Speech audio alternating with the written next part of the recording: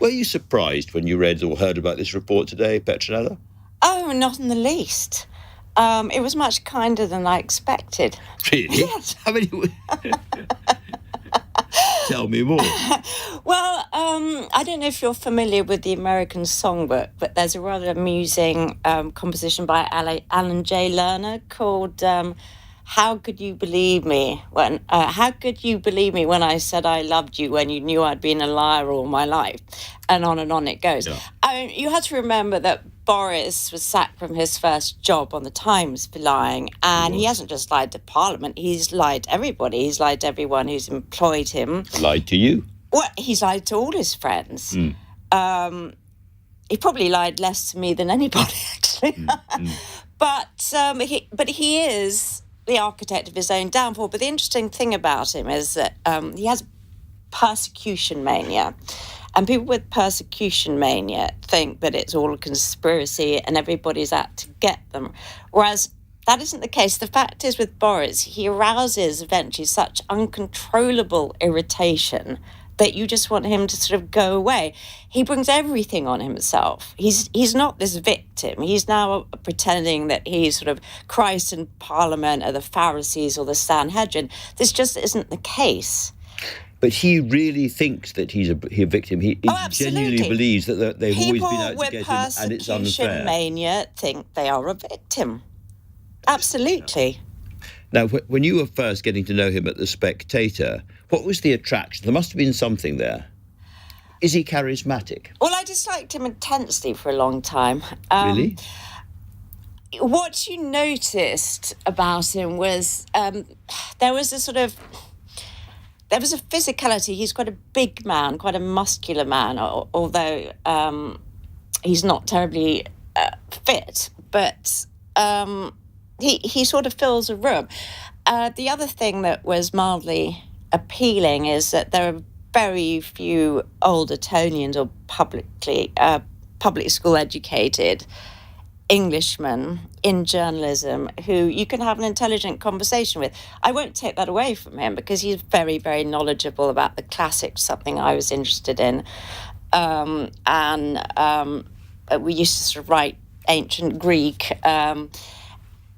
Yes, you could have a conversation with him and he could be quite funny. But once you'd heard the joke for the 10th time, it was no longer quite as amusing. Faltered.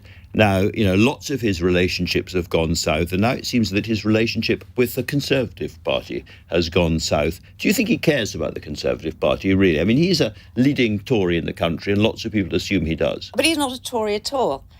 He's never had a Tory idea in his head. I remember discussing Disraeli with him once. He didn't even know anything about Disraeli's most famous speeches. He knew practically nothing about Robert Peel. He's not a Tory. He's somebody who used the Tory party, but his views, and this is interesting, he attacks what he calls the Westminster elite, but he is so Westminster elite at heart. He's wealthy.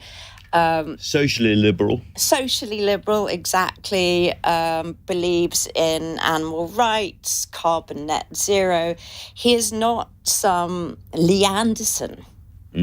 Absolutely not. And when it comes to Brexit, he famously wrote the two essays, one pro and one anti. Exactly. Yeah. And I think he was horrified when Brexit actually won. So would you go as far to say that he was never a true Brexiteer? Probably, yes. I would. I think it was largely a career move. So when you looked at the honours list, again, that's proved or provoked an awful lot of outrage around the country, some of this. Were you surprised at all by that? No. Once again, I thought it might be even more horrific. I think he does these things to annoy. Well, highly successful in this circumstance. Highly successfully, but I think we shouldn't take him so seriously because we're doing him too much of a favour here. I think he's finished as an MP. I think he's saying he's going to come back because he needs to keep his market value up, especially when it comes to the speech-making circuit in America, whatever. But I don't believe he's going to come back. to Parliament as an MP. I don't believe it. I'm sure that you're right, actually, given where he is at the moment.